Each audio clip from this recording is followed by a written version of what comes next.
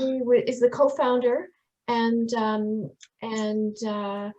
has been the executive director of AANEN for the past 25 years, and so has grown the organization from the initial humble beginnings to one that has branches in 3 states, in Massachusetts, California, and New York, and has an array of programs that appeal to individuals, people on the spectrums, their families, and professionals from across the US and elsewhere. And from this wealth of experience, she is going to speak to us today about adult-sibling relationships, and also maybe share a little bit about AANE itself, right? So let's start. Okay, sure. Thank you so much, and thank you for inviting me. It's really nice. It's nice to see a new group pop up. I think, you know, there are not that many organizations in the U.S. that sort of concentrate on this profile. So it's really nice to see groups. We actually, I just want to say, we don't really have a chapter or anything in California. We are sort of, we're based in Boston. We do have, we merged with another organization in New York last year. And because of COVID, we actually, and even before COVID, we actually went viral. I mean, not viral, we went virtual. And so people are joining us from all over the country, actually all over the world. You know, people can come to our programs, but we don't per se have sort of a presence in California. But the people, I think you have a huge need in California, because it's the third. We have people from Boston, New York, and Texas and California are the next places where we get phone calls and requests for information. Dania, there is a huge need in British Columbia, where we are as well. And in the past, programs have been focused on children, and there's so little out there for adults. So that I was really happy to see the parallels between what you're doing for the adult population and our need for a little bit. Right. I apologize. I thought you were in California. No. Somehow it slipped my mind. I thought you were in California. You are in Canada. You are in British Columbia. So yes, absolutely. It's wonderful to see your organization in British Columbia. And you are completely right. A lot is, you know, there's a lot of stuff for children. Much less for adults. They kind of slip off the, you know, edge of a cliff in adulthood. And also, I think there's a lot for men. And another thing that our organization does is we concentrate a lot on women, because what we're seeing right now, lots of women are coming into our organization for support, and a lot of women who aren't diagnosed till much later in life. I mean, it's, you know, they have gone through life sometimes with a psychiatric diagnosis or with no diagnosis, very hidden. And then sort of they're understanding this either when they have children, their children are diagnosed, or when they are older, because they can kind of hide it so well. And, you know, they don't have some of the behaviors that the diagnosis, of course, was based on. So that they sort of are a hidden population. But that's not really what I'm going to talk about today. I am going to talk about siblings. And I just want to say I'm not exactly expert on siblings, except that I do have a sibling myself, which makes me a little bit of an expert. And I have been working with adults and siblings for 25 years now. So I'm sort of bringing that expertise into this talk. And I hope that I'm going to be presenting slides, and I'm not sure if I'll be able to see you. So just speak up if you have a question, because I might not be able to see that you are raising your hand. So there's what we're going to talk about today, sort of the introduction. You know, we've done some of that already. I want to talk about neurodiverse siblings just in general, including then some of the issues and hopefully some of the solutions. And then hopefully, and we'll end with a Q&A. We'll end with a Q&A. So I already have gone over AANE, but this is who we are. And I just want to say that if you're a sibling, you can go onto our website and you just go into this little thing that says family and friends. And that's where you will, find information that will be useful to you. Okay. Oh, sorry. This shows our website, and this middle thing that's outlined in red is what will be useful. Okay, and so, why is this topic important? And, I think we all know that, again, I don't exactly know who I'm talking to here. I don't know if you're parents, if you're siblings yourselves, if you're on the spectrum. It would be nice to know, but I'm guessing that there's sort of a combination of people. But, I think some of us and some folks on the spectrum and off the spectrum have really experienced sort of estrangement or conflict with their siblings. And, really, it's really not very healthy, I think. I think people need social support. I think it's very stressful when there's conflict, and, it's really generally not healthy. And I just wanted to give you an example of, to frame this whole talk, about an example of a sibling relationship that I know.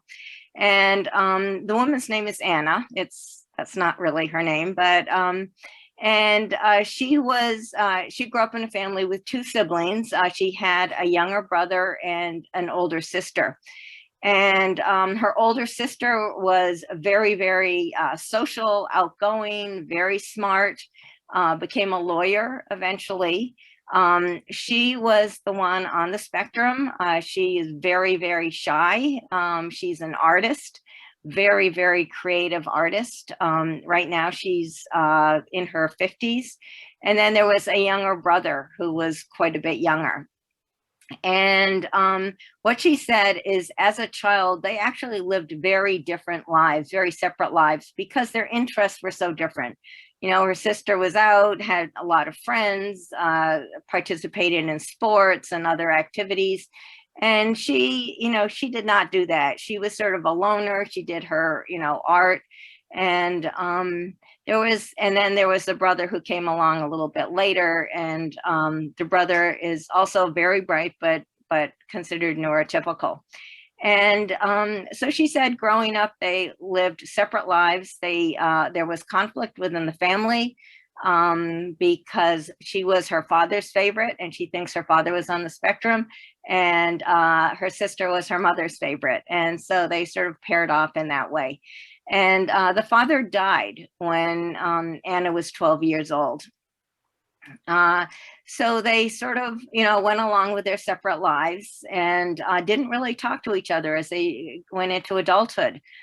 But then what happened is their mom got very sick, and was sick for a while, and then she passed away. And she said that that's when they came together. She said they had to have discussions because the mother was sick. They had to figure out what to do health-wise and how to support her through her illness.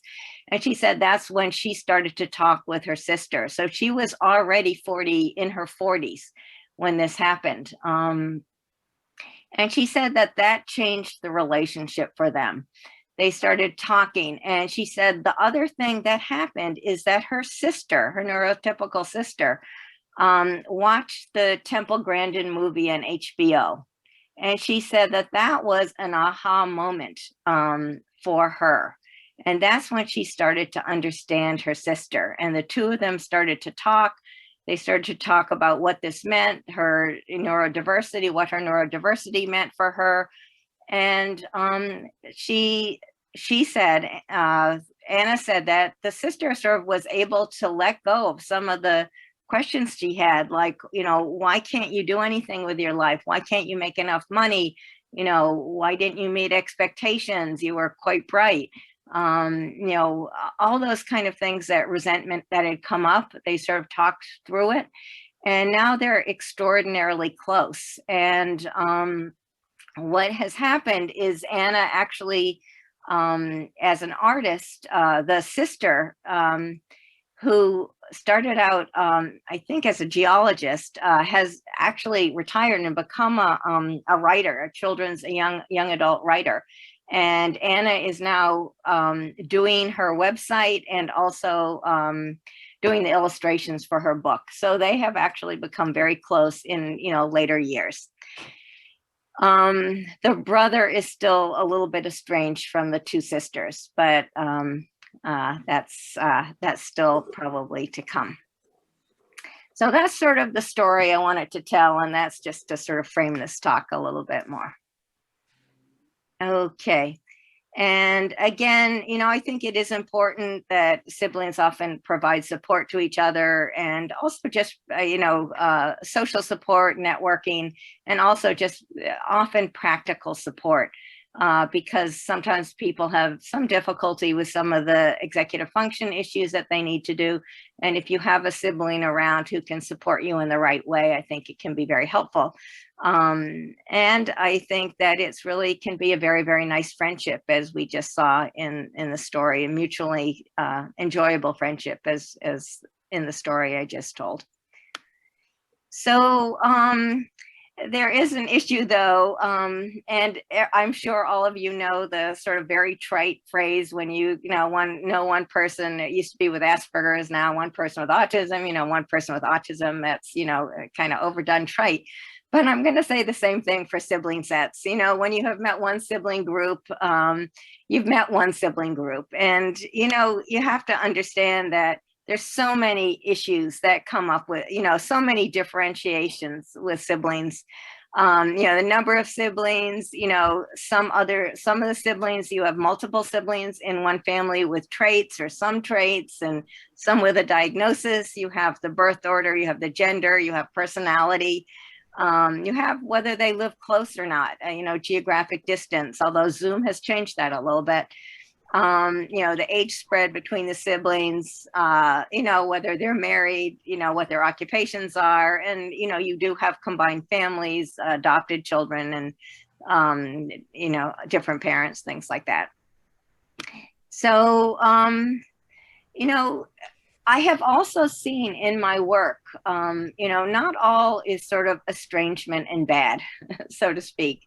I've also seen really close siblings who sort of clearly love each other, help each other, mutually respect each other.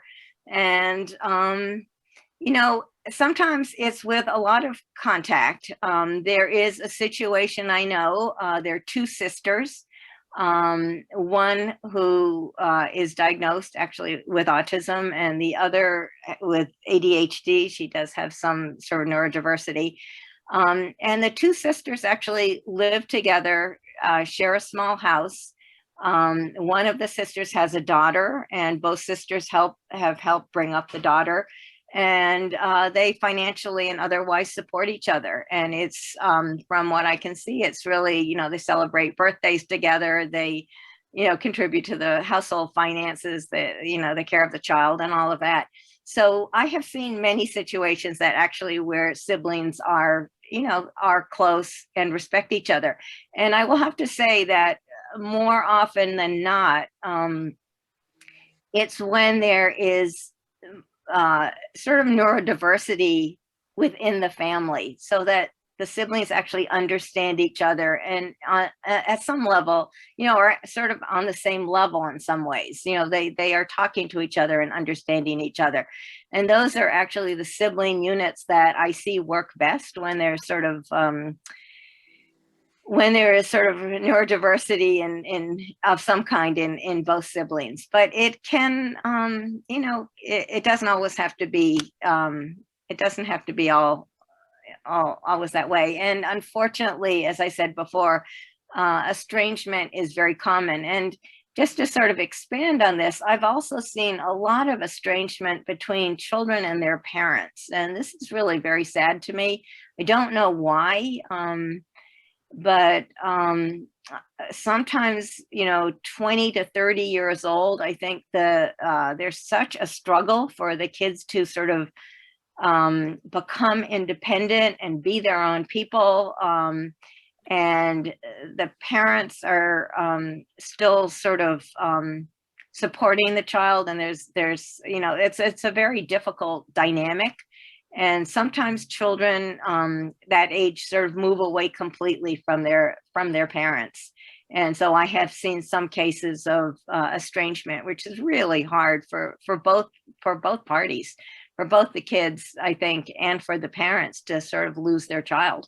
So but we see this even more often, I think, in these sibling sets where siblings just don't want anything to do with each other. And it comes from both sides. It's not one or the other's doing necessarily. And, you know, just as a reminder, and I think I framed this in the story, that a lot of people bring residual baggage or emotions from childhood, and they're brought into the adult relationship. You know, there's you know, all these things, anger. I think there's sometimes a feeling of, you know, unequal attention from the parents, the difference in punishment, difference in the tolerance of behavior. And these are this is the non-autistic adult side. You know, resentment about not being able to travel, and resentment, you know, ability to have friends over to the house. And also, you know, there's this financial aspect that it does cost a lot to be autistic. And sometimes families put a lot of money into one child, which depletes the household finances in some ways. So these are some of the resentments that the non-autistic sibling can bring into the relationship. And then, of course, the autistic adult also can bring in some residual, you know, anger, you know, punishment from parents who didn't understand, you know, resentment about, you know, just the fact that life seems so easy for their siblings. You know, they seem to have friends, they date, they, you know, job, school was easy, they did sports, and there can be some sort of resentment about that. Very often there's bullying, even within a family, teasing, exclusion by a sibling. And then, you know, sometimes people feel unloved or controlled by a parent. Very often you see, you know, younger siblings sort of surpass their older siblings in many realms. So, you know, educationally, academically, socially, emotionally, they're sort of like an older sibling, and that can also sort of cause resentment. Any questions so far? Any, we can go through this and then we can talk a little bit if you want. So I think there are a few things that go on. First of all, sometimes there is a mutual lack of understanding about how the other sibling thinks, feels, or behaves. So, and this happens from both sides. I think the neurotypical, you know, sibling doesn't understand the autistic sibling, and the autistic sibling probably has a hard time understanding the neurotypical sibling. Again, communication is a huge one, very difficult communication. We see really difficult communication. And I think this is the nice part. I think siblings, you know, they can choose how to approach and value the relationship. But, you know, in order to do this, I think there must be sort of a shared motivation to improve the relationship and have a closer connection. I don't think it's going to work if, you know, both parties or even one party really doesn't want this relationship. And so sometimes, you know, not every sibling group can kind of find a path forward, as I say, but, you know, if one person in the relationship is, you know, willing to make sort of the overtures, sometimes they can bring the other sibling sort of along with them.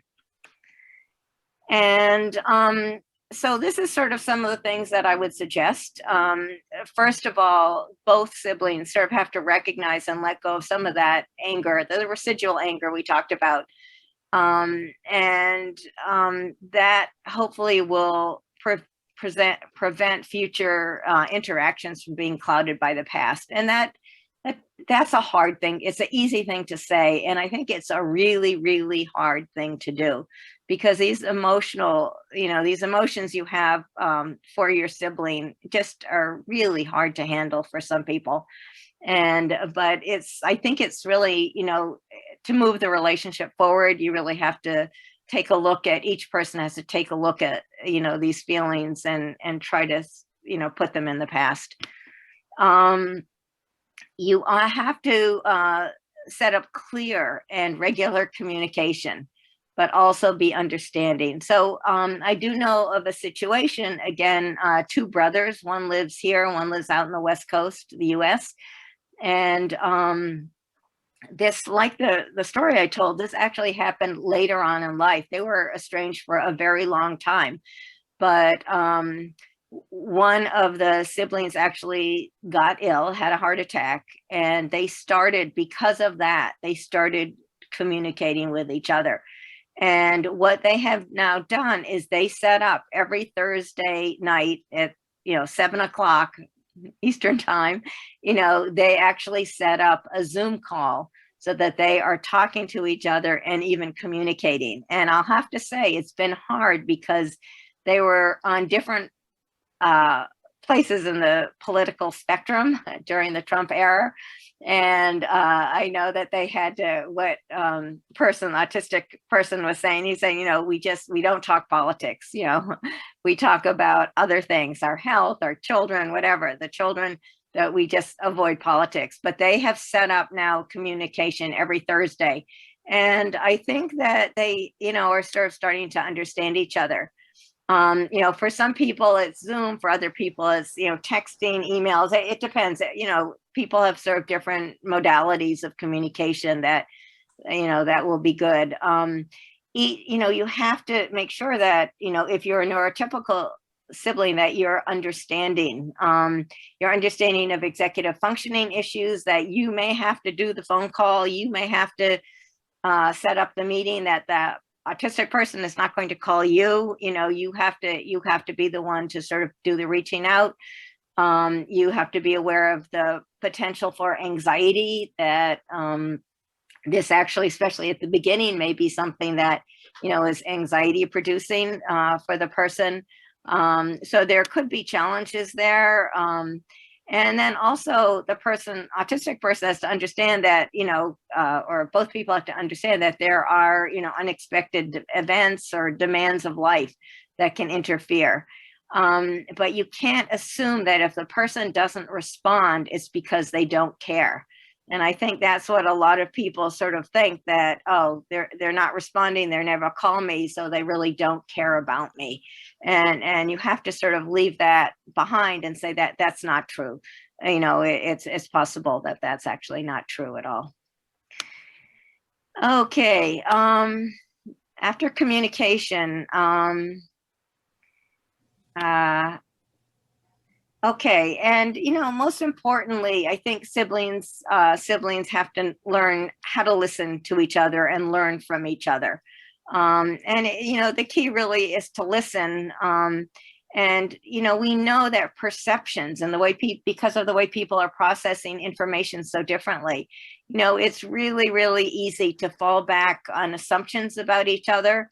You have to just watch those assumptions that people have, whether you're autistic or neurotypical.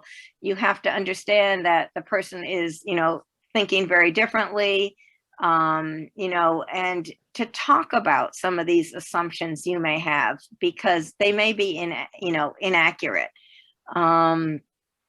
So learn from each other and listen to each other. And then really navigate difference of need with respect. It's so easy to get angry when you're talking to somebody who is perhaps not responding the way you think they should be responding, or whatever, and or not, able to reciprocate, or behave in the way that, you want them to, expect them to. And I think by, just talking and clarifying things, I want to tell you a story about this just briefly. So it's a man who was, and this is not a sibling situation, but I think it can be generalized to a sibling situation. This is an adult man who is visiting his adult son. And the visits were not going that well. And he was sort of feeling like he shouldn't have come, and bad visits. And he actually talked to his son about this. And his son said, well, you know, when you're about to come, you know, my wife is on the spectrum. You know, the house is a mess. She feels she has to clean up. She doesn't, you know how to, you know, serve the meal and be a hostess at once. And so it just puts a lot of stress on our family. And so I think, you know, and then after that conversation, he really understood why the meetings weren't going that well. And so I think sometimes it's hard, but if you can sort of respect each other enough to sort of talk about what's going on, and tell people, like, you know, if you expect a birthday card, or if you a call for your birthday, you know, or you know, make things very explicit. And so if loud family gatherings are not going to be your thing, you know, explain that, or, you know, just sort of try to communicate with your sibling and be understanding and be patient, and really try to find sort of the compromise or middle ground that sort of respects everybody's need.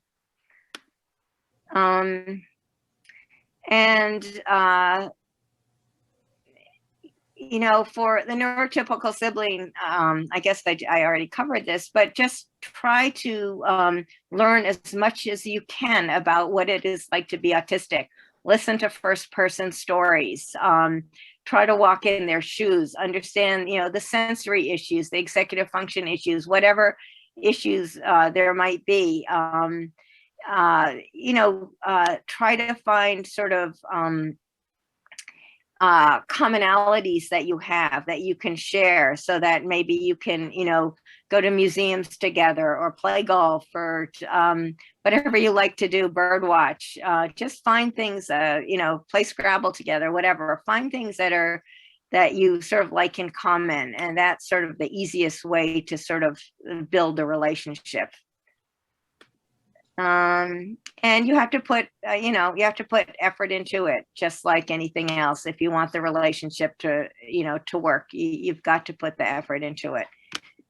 And if it doesn't work, you know, my recommendation is sometimes you do need an outside, if you really are motivated to make this work, sometimes you need an outside person with a slightly, you know, different perspective, who, you know, is not carrying all this emotion, to sort of help with, you know, figuring out, you know, helping you communicate and figuring out a way to move forward.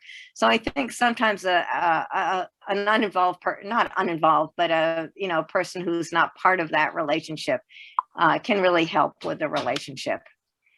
And also, you know, you have to provide support. If you're a neurotypical sibling, you do have to provide the support, but make sure you are not controlling. I think that a lot of people on the spectrum feel that their siblings are controlling and telling them what to do. And it's just one of the things I think you have to be very, very careful about. Okay, well, that's sort of the end of my presentation. I'm going to stop sharing. Yeah, I'd love to hear if, you know, what I said rings true to your particular situation or not, or, you know. Okay, Craig, you know, could you unmute and ask your question? Hi, yeah, so I was just kind of wondering, like, how sort of long do some of these relationships take to repair in your estimation, or just kind of what you've seen? Because I know you were saying years and stuff. I just kind of wanted a better idea of, like, what have you seen in terms of time period? Yes, if both parties are motivated, then I don't think it takes a long time.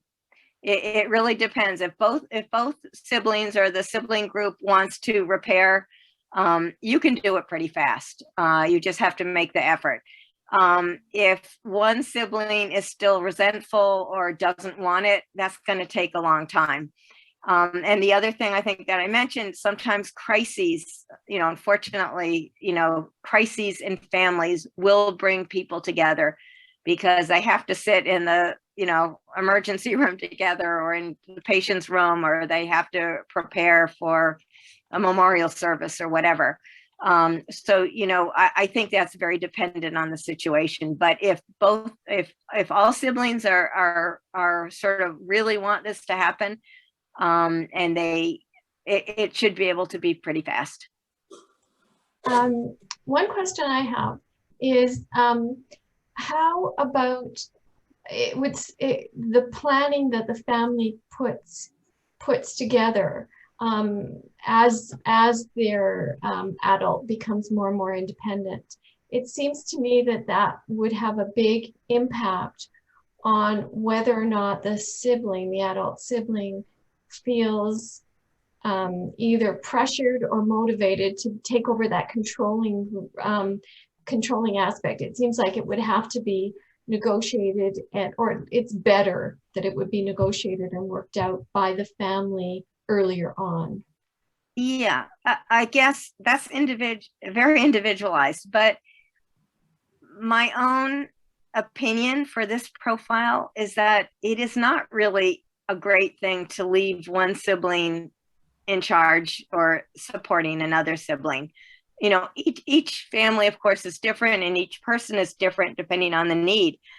But it does, especially if there's finances involved and one sibling has control of the finances. I have seen terrible things with that. That is just, that is going to lead to potentially really bad arguments about when is the money available, how much, etc.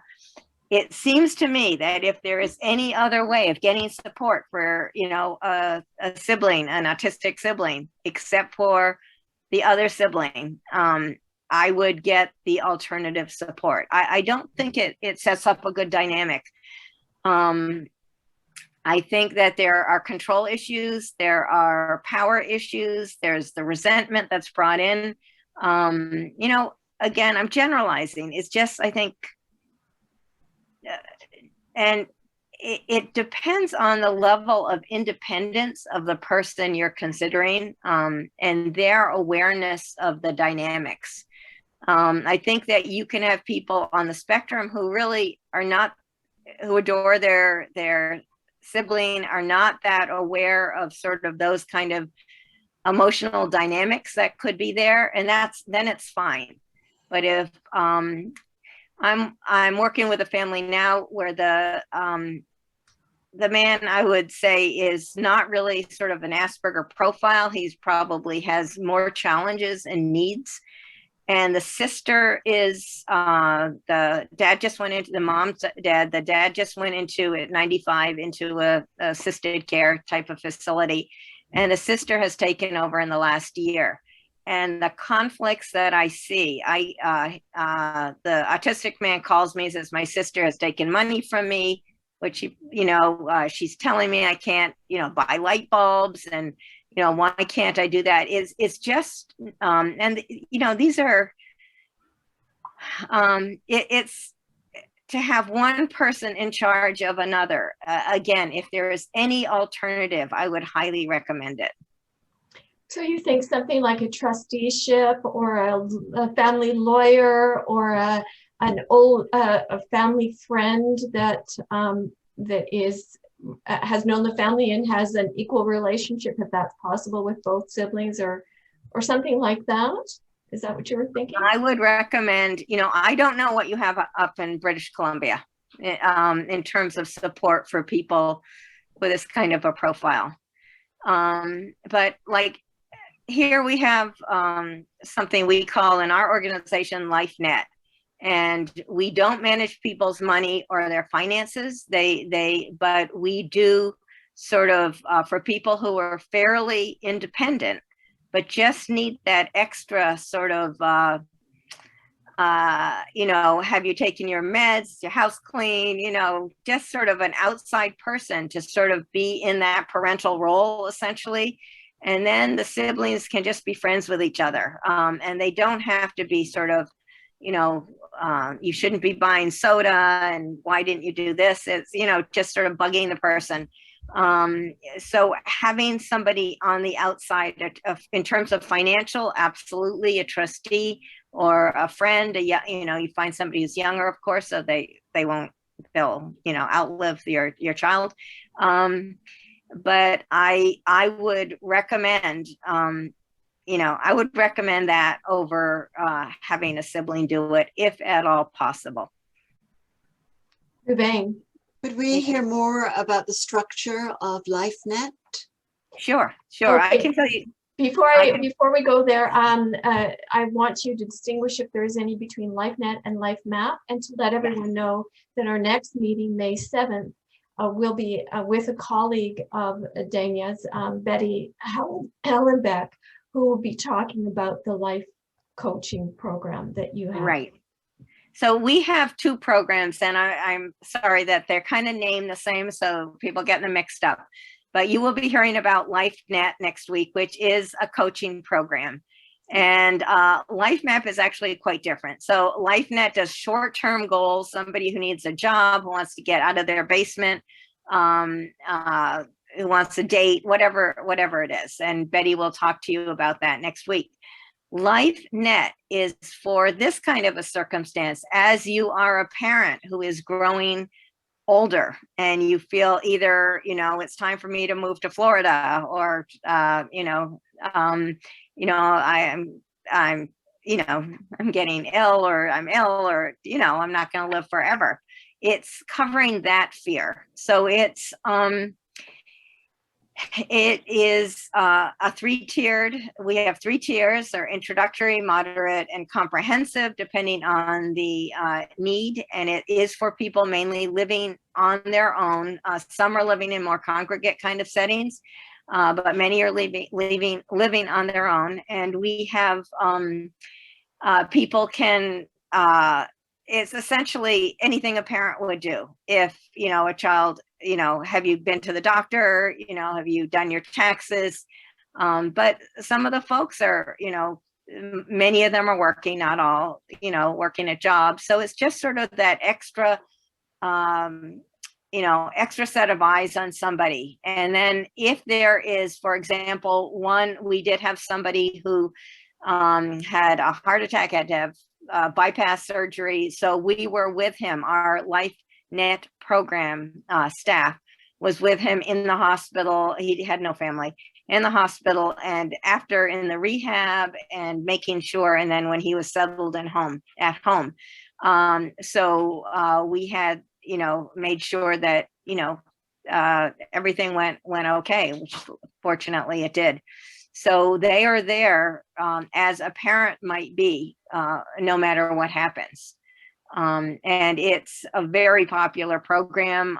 And it's popular because there are few programs that around here who understand this particular profile of somebody who is, normal to very intelligent, but still has some of the challenges that, you see in, you see as somebody who's autistic. What is the cost for that? It's right now it's private pay, but we are trying to get our state to, take up the cost. And I don't know what it's like. I know each province in Canada has different, rules and regulations, but the cost for the lowest tier is about $7,000. Goes up to 12,000, and then I think the highest tier is around 20,000 for a year. So you do per year. So you do have to either have funding for it, or you have to, have, you have to be wealthy or have money put away. Sometimes when you set up a program and show that it really works, and it keeps people away from the emergency rooms and the doctors, and from other things that are actually more from being hospitalized, when you actually see that it saves money in the long run, some people are willing to sort of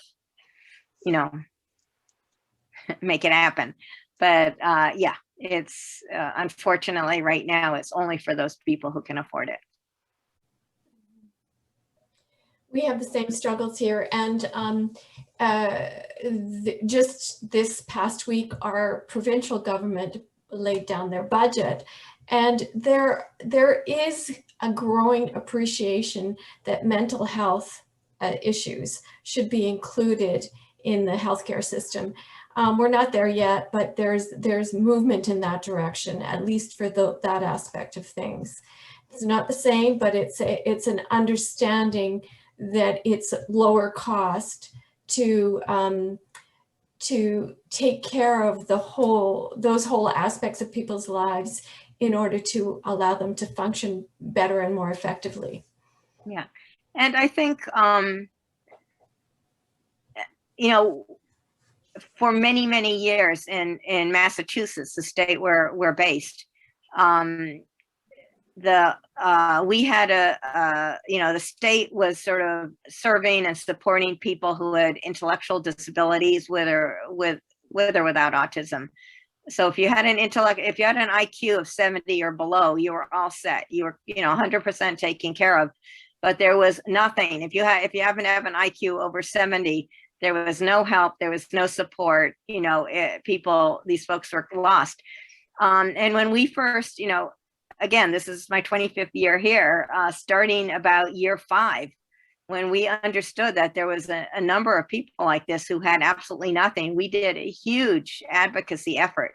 We just, we got parents together, we got adults together, we went to our senators, our legislator. I mean, we actually filed the bill that, for the state to expand the definition of autism. Say that, people with autism, it doesn't matter what IQ they have, some are going to need help. I mean, the IQ is almost irrelevant in terms of the amount of help that somebody needs, the amount of support. And we were able to sort of put that message across. And the state does support our coaching program now, the one you'll hear about next week. So the state, we have 2 state agencies, the VOC Rehab, which I don't know if you have, plus the Department of Developmental Services. Again, I don't know how you're set up. So we actually have 2 state agencies supporting the coaching program, but they have not gotten around yet to supporting our sort of the more case management for folks with this profile. But we are pushing. And I think that's how, again, I don't know how you get things done, how you move things. But, when you have a lot of parents and a lot of adults, especially going in and say, I can't survive without help. Right. That is, I do want to say that, we do have, there's some basic things that people on the spectrum can get. They can generally get SSI, which is Social Security Insurance. They get a sort of minimum payment if they can't work. We do have housing, subsidized housing, which is a percentage. They have to pay a percentage of their income. So if they're not making money, they get free housing, and they also and they can get health care that comes along with the SSI. So those things can be taken care of, but it's a very, very minimalistic basic living. The money, they're looking at about $800 a month.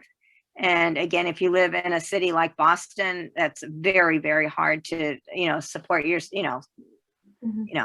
you can't find an apartment, you can't find housing for $800 a month. Right. So, so we do have sort of a safety net for people, but it's very difficult to live, with just those basic kind of things. Right. I mean, what you described in terms of that whole linking of developmental disability and intellectual disability, we're seen as one here too. And so what you described pretty well represents all of Square Peg Society's population, those that were not diagnosed, those that were the girls that were not diagnosed, the people, which are the majority, in fact, of people on the spectrum who have that IQ of 70 or greater.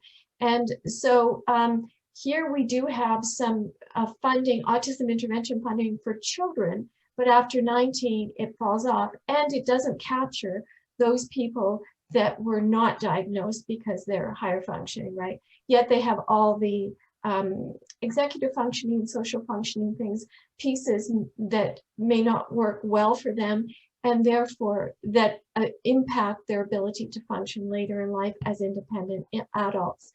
Right. Yeah. Yeah. And it is so important, I mean, for people to have lives that they feel, are, that they're, we have so many people who just struggle so hard, so much. Not everybody, but there's tremendous struggles, and just even to have a little bit of support makes a huge amount of difference for some people. So it's absolutely essential. I apologize. I just have to plug my computer in. Okay, I'm still here. Yeah. Lorraine, can I make one point and then we'll go to you? One of the things that going the social assistance route is also problematic for it seems like we can't get autism funding as adults. So people who are really struggling will either go to social assistance or to mental health, right? And the problem with, in fact, with both of those is that some of our people are fairly vulnerable socially, and so when they're in housing that's that subsistence social housing, they're really subject to predation, and so that might mean being the fence for somebody who's drug dealing, or it might be sexually assaulted, or those kinds of horrible things that I don't even want to go there. But it's not really ideally in an ideal world that's not where the funding for autistic individuals should come from. Anyway, Lorraine, you can respond to that if you want, Dania, but Lorraine also would like to ask a question. Yeah, I'm sorry, go ahead. It's along the same lines, but mine is a question. What do you do in Boston when you have a situation? We know many of the people in this population have depressions, stress-related mental health problems. How do you manage that in Boston with your organization? Yeah, so absolutely. We see a lot of our folks with sort of coexisting emotional issues. Sometimes it is just incredible anxiety. Anxiety and depression seem to be the two that come along with it. And then, less often you do see real mental illness, OCD, bipolar, things like that.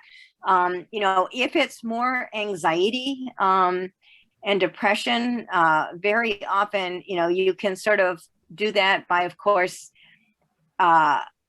making sure that the person's, simplifying the person's life, making sure their environment, I'm assuming all these things, making sure that the person has a routine, has a life that they can cope with. I have to say, it's an interesting thing because there are people who were working who got laid off during COVID. And while they were working, they were extraordinarily stressed and not feeling that great, depression, anxiety. Then they got laid off, and you would think, oh, they're not working anymore, this is going to be an issue. But they actually were feeling better because work was stressing people out incredibly. Being in a social situation with other people, having to sort of meet demands of somebody who perhaps a boss who didn't understand you, etc. That sometimes just causes such incredible anxiety. And either working from home or not having the job, sort of, you see people change very rapidly and lose some of that anxiety. But that's just an aside and doesn't really answer your question. So we will work with people who sort of, and for depression, you know, medication, and I know that you have to be really careful with medication because sometimes it impacts people on the spectrum differently than it does other people. But, you know, we have seen some medication work. If somebody is in crisis, like, and needs to, you know, suicidal or, you know, OCD, there are not a lot of resources for somebody like that. We are just in absolute trouble when it comes for somebody. They go into the regular mental health, you know, into regular mental health centers or hospitals, and they are treated. They don't understand the autistic part of the issue, and they are given medication and group therapy and this and that, which really can be almost harmful for people. It's not right. So we are also lacking treatment for people with severe, significant mental health. We also are seeing, unfortunately, people who are getting in trouble with the law. And, you know, it's not that usual, but we do see people who they're using the internet and other things that, you know, accidentally looking at child pornography or just doing things that sometimes they're a little clueless about and getting into trouble. So we have another segment of the population who, you know, are in the justice system. And that's very, very sad because very often it's just really a cluelessness or frustration or some anger that gets them there. And once they're in the justice system, there's really, in the US, in Massachusetts, there's really very little understanding of somebody on the spectrum being in that system. They don't make any compromises or very little acceptance or understanding. So yeah, to answer your question, if it's anxiety and depression, that usually works without hospitalization unless somebody's suicidal. Otherwise, there's very little here. Well, thank you very much for the answer to the question. It sounds like you're in the same boat we are, frankly, and from what I can understand, other countries are in the same boat as well. So my last question, because I think other people need to be given the opportunity, would be, do you see any possible advantage, especially now perhaps we can communicate worldwide on Zoom, of a liaison between organization like yours and ours and those in other countries facing the same problems? Do you see some advantage in working together? I think that would be wonderful. I mean, there are not that many organizations that just have, like you do and like we do, who just have the sort of the Asperger type profile. And there's no name for it. There's no way to talk about it. But we feel fairly strongly that, you know, the interventions and the support for somebody without an intellectual disability is actually quite different from somebody who has an intellectual disability. And yet there is no way of talking about it without denigrating people who, you know, are different or, you know, being politically correct or something like that. So as much as I see a huge need for organizations to sort of come together like ours, I don't think there are many. I think most organizations out there now are looking at the whole spectrum. So, but yes, and we are certainly willing to partner with organizations. I think, you know, we know many of them in the United States, and there aren't that many. Mm-hmm. But this whole language thing has become a real problem and a real issue. Mm-hmm. Thank you. Thank you. I'm very much hoping that we can continue a conversation even after you retire between our two organizations. Also, I want people to know, like I was just looking at your health and sexuality program that you're running.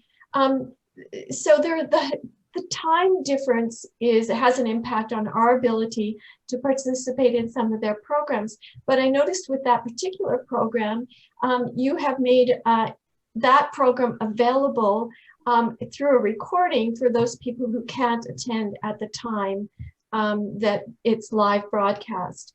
And I think those kinds of things would help us share those kinds of programs, you know, that where we could have people, because they you do have open and closed programs. You are open to people from wherever for many of them. And these are all things that have been positive outcomes of the COVID experience that we're all going through.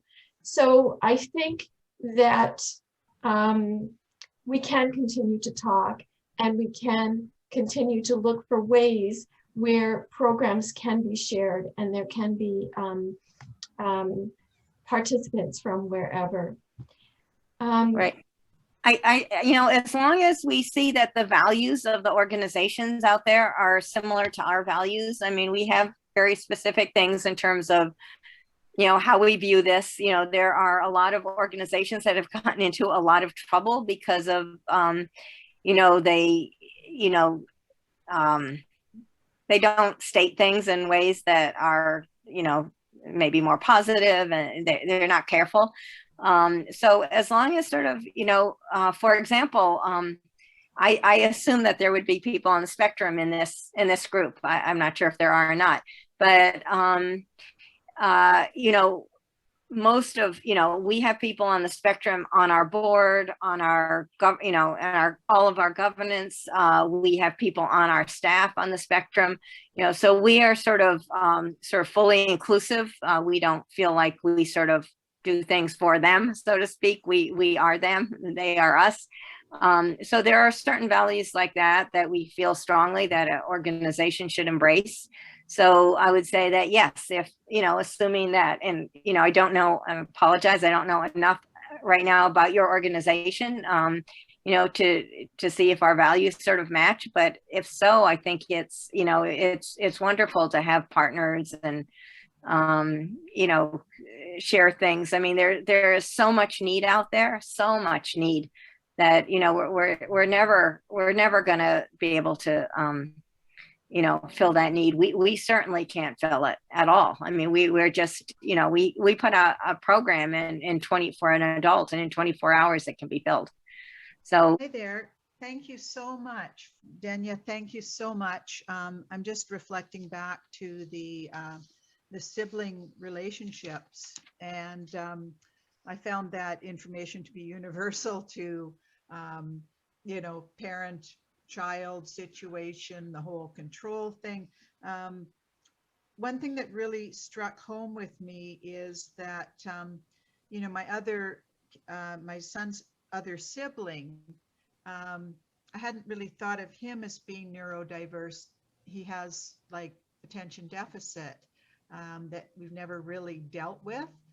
And so that was a great connection and wake up call for me in terms of, you know, there's 1,000 issues, but to me that can be a big one where, you know, I feel like, and I think my other son feels like, you know, maybe he didn't get the attention he needed or deserved back when, right? And so that was just a really good observation. can I interrupt you for 1 second and make a comment about that? Yes, absolutely. And then you can go on. So one of the interesting things that we see is that sometimes if there are multiple children, one with a diagnosis, the other one might look very, very different. As you know, people on the spectrum look extremely different. So one is, let's say, more challenged.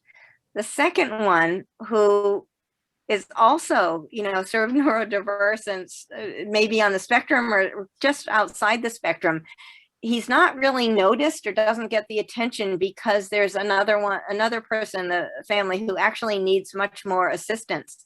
And we see this with women a lot, girls, you know, girl siblings, or, you know, the sibling is a female, because the girls, as I said before we started sort of the talk, the girls are more hidden and hide, you know, they hide it well.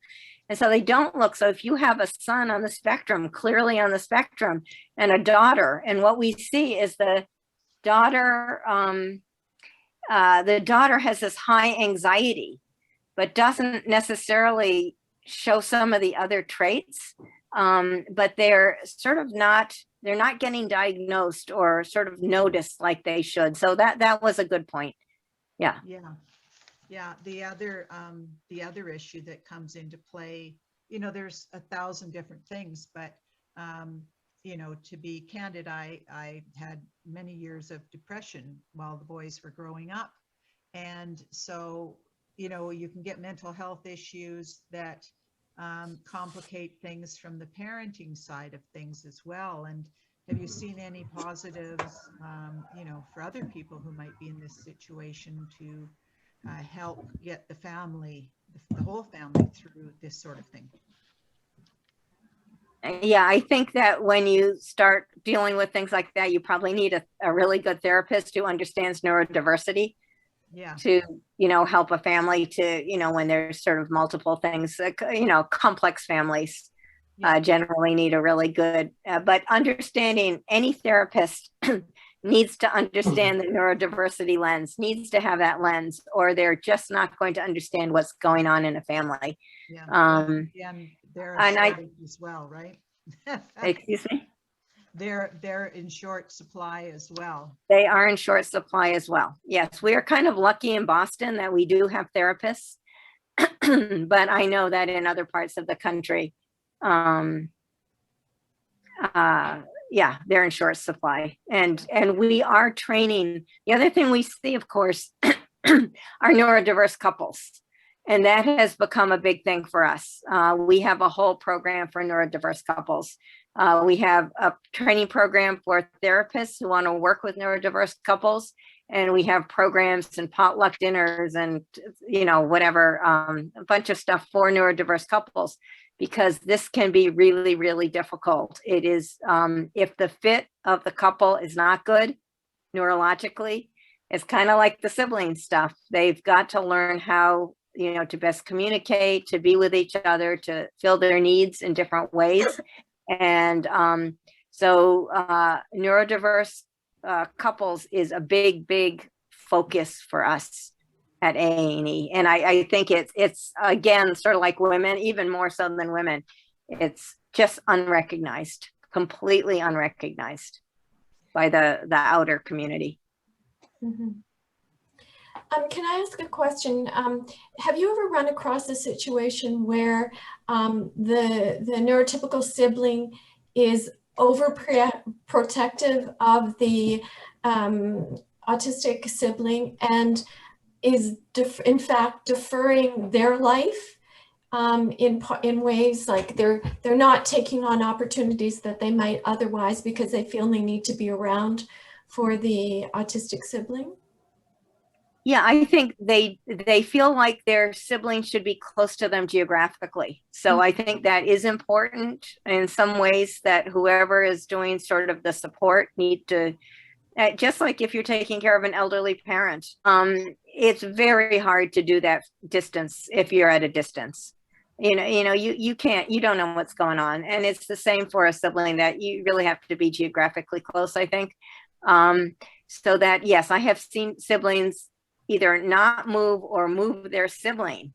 And that can be devastating for the sibling who has, the autistic sibling who has sort of gotten a community and a life in a certain place to sort of then move. And as you know, transitions are really, really difficult. So, yes, I have seen over controlling, like the case that I mentioned where the sister says, don't, you're buying too much soda pop. You shouldn't be drinking soda pop. This is to a 50-year-old, 55-year-old man. And he says, well, it's sugar-free and caffeine-free. She said, yeah, but you shouldn't spend your money on buying soda. She may be right, but it's none of her business. Really, I don't think. It's his life. So yes, over controlling. I have seen sacrificing a little bit, but not that much. But I've seen a lot of parents who are saying, I just don't want to leave this burden they think of it as a burden. I don't want to leave this responsibility and burden to my other child. It's too much for them. It's not fair for them. What can we do instead? So I have seen questions like that. I have a question, if I can just ask it quickly. I think, sorry for the barking dog. So my sister is on the spectrum, and it was nice to see your presentation about relationships between adult siblings, because that's kind of something that we're working on right now. But I'm just wondering, what do you do in a situation, like, it kind of seems like the onus is completely on the non-autistic sibling, and it's frustrating to be that person because a lot of the times it's not working out very well. So like, at what point do you just reassess? Like, at what point, I don't know really what I'm asking, but like, when do you sort of like take a step back and reassess for yourself? Is it actually something that's going to work out, etc.? I don't know if you have any advice for someone in that position, perhaps. Yeah, and you seem younger to me. I don't know how old you are. I don't know how old your sibling is, but just remember that 20 to 30 is a really hard time for people on the spectrum. You know, they're trying to grow up, they're trying to find themselves. They still feel very young. They feel like children sometimes, and they don't like the control. So they're sort of caught in between. So it may be okay thing to step back a little bit until your sibling is a little bit older. And meanwhile, if you can just find, you know, do Netflix movie watch with is it a boy, a man? Is my sister. Yeah, I'm 28. Oh, she's 20. Okay, yeah. So, you know, maybe do, you know, a sibling, you know, Netflix, or, you know, movies that you would both, but don't, you know, just do it really casually, like just something you do like with a friend. Don't like push it.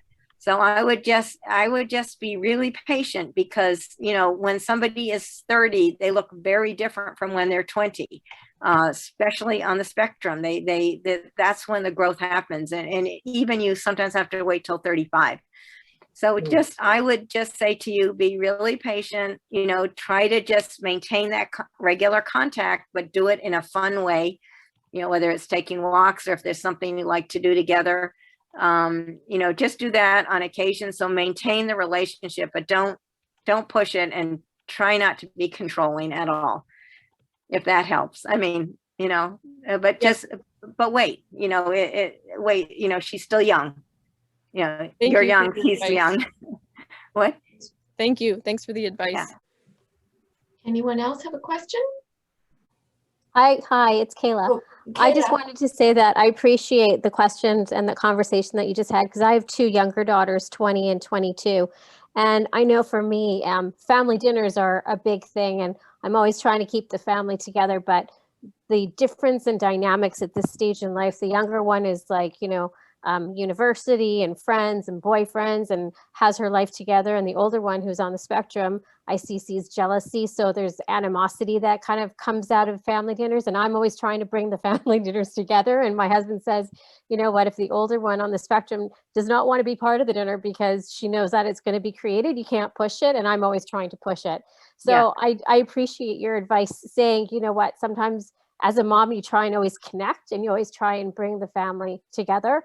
But sometimes you do have to take a step back and let them be who they are, and let them do what they need to do naturally. I would agree with that. I think that is well said, well stated. Because that's the control as a mom. You try and keep everybody happy and together, and it just sometimes creates, like, you know, a big nightmare and fight at the dinner table between the two siblings because of whatever reason or whatever they're talking about. And so sometimes I appreciate what you just said, because it just reiterates in my own mind that sometimes you just have to let it go and let it be. Right. And I think it's better to have a nice relationship with your child rather than pushing them all the time. Yeah. I mean, you know, even if it means they may not do what you want them to do, or think that what you think that they should do. When you push kids, they take it as criticism.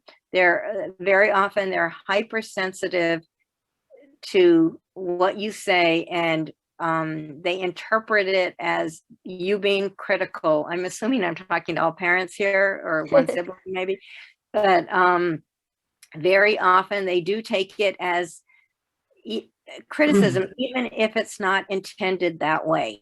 So you need to be very, very careful when a child gets to, when a child is not a child anymore, and how you say things, what you say, and how much, even if, and how you listen to somebody and learn from them, because they generally do know what they can tolerate and can't tolerate. So, you know, I would say be very, very patient as you can. And sometimes it's hard.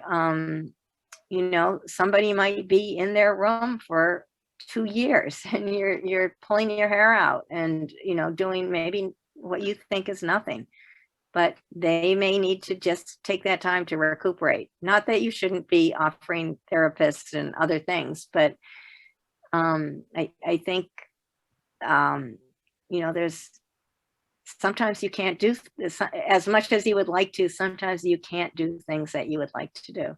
You go onto our website, you can sign up for the newsletter, and then you'll get get information about what's going on. Okay. Well, Dania, thank you so much. Okay. It was nice to meet all of you, and good luck with, you know, what you're doing with your siblings, your children, or your whoever. Yeah. Okay. Bye. And we'll be in touch. And I welcome everyone to attend the next meeting on the LifeNet program. Okay. Talk soon. Thank you. Bye. Yeah. Bye.